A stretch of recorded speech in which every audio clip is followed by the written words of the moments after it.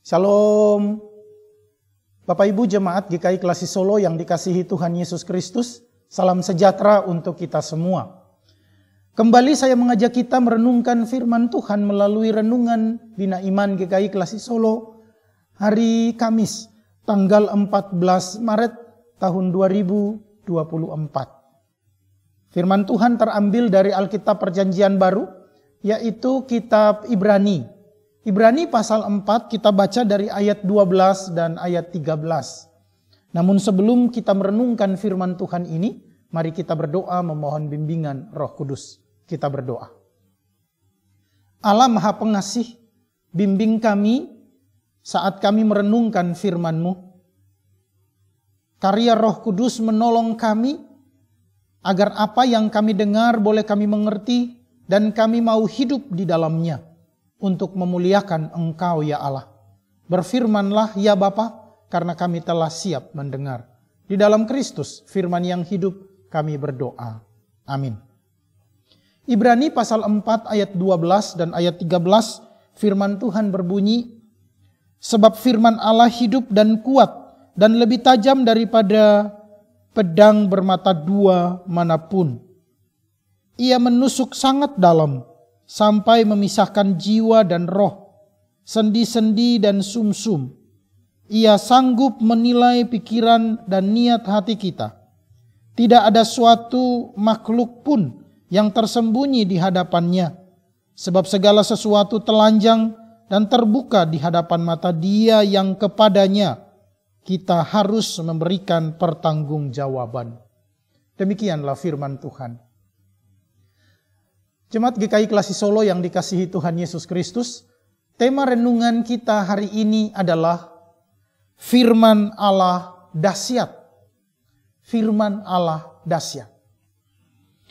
Kalau kita membaca firman Tuhan ini, maka di dalam ayat 12, di sana tertulis, sebab firman Allah hidup dan kuat dan lebih tajam daripada pedang bermata dua manapun.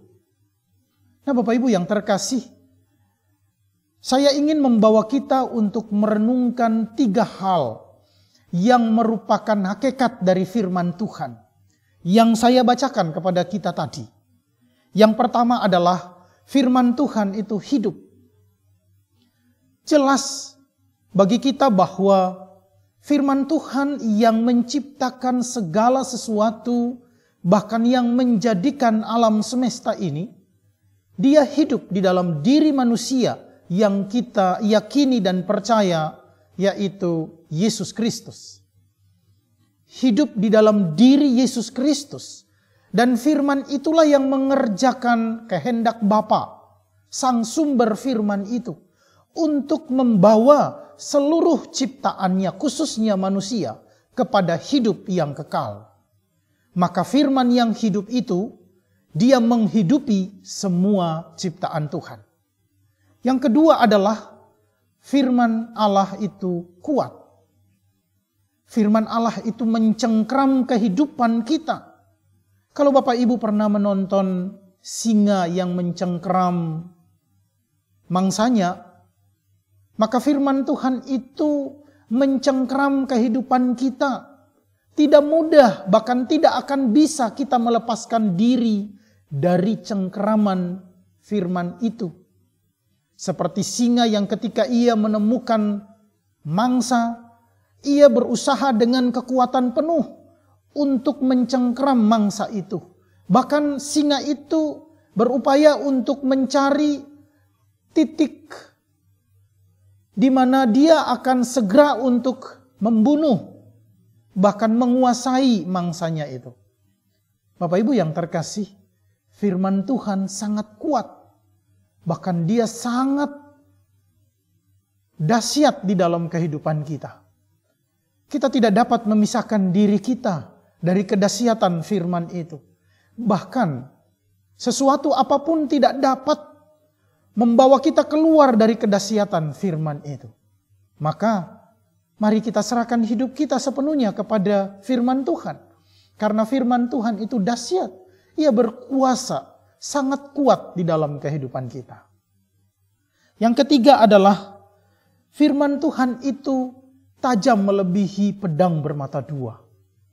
Bapak Ibu yang terkasih, ada satu bentuk hukuman dalam pemerintahan Romawi, yaitu ketika seseorang dihukum di depan umum, maka orang itu akan menerima satu bilah pisau. Pisau itu akan diletakkan pada lehernya dan juga pada dagutnya. Kedua ujung mata pisau itu sangat tajam. Dan ketika diletakkan pada leher dan dagut dari orang itu, maka orang itu tidak akan bisa menunduk. Dia akan tetap tegak. Dengan demikian, semua orang yang lewat di depan dia akan melihat wajahnya, akan tahu bahwa orang ini adalah orang yang bersalah. Nah, Bapak Ibu yang terkasih, firman Tuhan itu tajam, melebihi pedang bermata dua.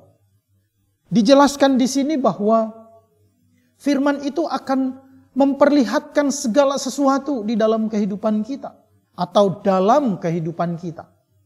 Dan kita tidak dapat menyembunyikan sesuatu apapun, sekecil apapun dari firman Tuhan. Kita tidak dapat menyembunyikan itu. Dan firman Tuhan itu akan memisahkan mana yang baik dan mana yang jahat. Seperti ketika kita mengupas satu buah jeruk. Tentunya kita akan mengeluarkan kulitnya. Kulit itu kita akan buang. Kemudian ada serbuknya.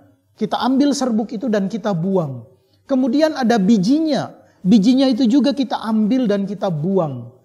Tinggal dagingnya, itu yang kita makan. Karena itu baik bagi kesehatan kita. Nah, Bapak Ibu yang terkasih, firman Tuhan di dalam kehidupan manusia, Bapak Ibu dan saya, akan mengerjakan hal-hal seperti itu.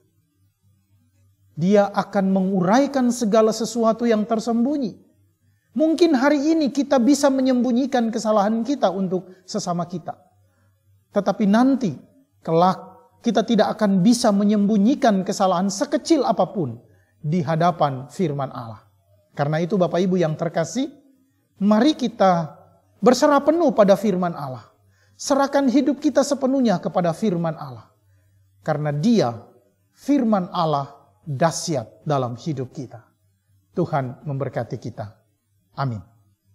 Mari kita berdoa. Terima kasih ya Allah, kami telah merenungkan firman-Mu. Kami mau serahkan hidup kami sepenuhnya di dalam tangan kuasa-Mu.